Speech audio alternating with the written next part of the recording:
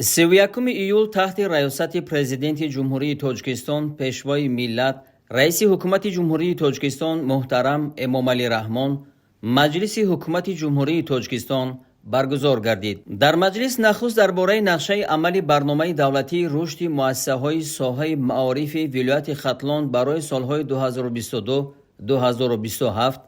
در مرحله دوم سالهای 2025-2027 گزارش وزیر معارف و علم جمهوری تاجیکستان رحیم سیدزاده شنیده شد. از جمله تاکید گردید که لایحه قرار حکومت کشور برای حل مشکلات جای نشست در مؤسسه‌های تعلیمی ولایت ختلان از بین بردن بناهای در حالت صدموی قرار داشته مؤسسه‌های تعلیمی و فراهم نمودن شرایط مساعد تحصیل میباشد. گفته شد که در دایره لایحه مذکور بنیاد 165 بنای مؤسسه تعلیمی برای 53303 جای نشست به مبلغ عمومی 957 میلیون و 850 هزار سومانی پیش بینی شده است. با قرار حکومت جمهوری تاجیکستان نقشه عملی برنامه دولتی رشد مؤسسه‌های ساحه معارف ولایت ختلان برای سالهای 2022-2027 در مرحله دوم سالهای 2025-2027 تصدیق گردید. سرور دولت محترم امامعلی رحمان سپارش دادند که ساختارهای مربوطه برای عملی سازی نقشه عملی برنامه تدبیرهای ضروری اندیشیده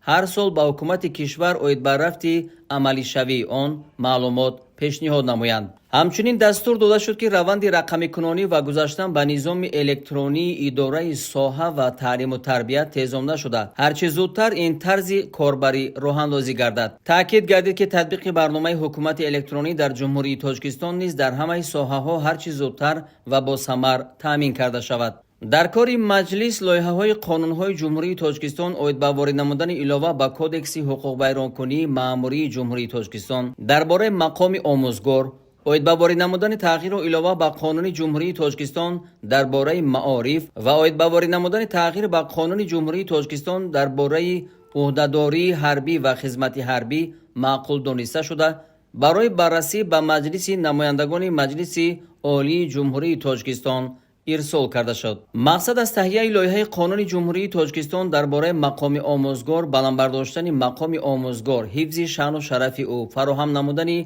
زمینه‌های مساعد رشد کسبیت و فعالیت برای آموزگاران و پیش بینی نمودن امتیازهای بیشتر بهره آنها میباشد. هدف از تهیه لایحه قانون جمهوری تاجیکستان اوید به وارد نمودن تغییر و علاوه به قانون جمهوری تاجیکستان درباره معارف باشد. مطابق نمودن معیارهای قانونی مذکور به لایحه قانون جمهوری تاجیکستان درباره مقام آموزگار و همگونه سازی معیارهای پیش بینی نموده آنها است. در ادامه مجلس همچنین مسئله ها درباره برنامه امنیت آذوقه‌واری جمهوری تاجیکستان برای سالهای 2026-2030 و درباره برنامه آماده سازی متخصصان از حساب جوانان برای ساحه‌های اقتصادیات جمهوری تاجیکستان در سالهای 2025-2029 بررسی شده از روی آنها قرارهای داخلدار قبول گردید. بعد محاکمه مسئله های روزنامه مجلس حکومت جمهوری تاجیکستان رهبر دولت محترم امامعلی رحمان برای اجرای سپارش ها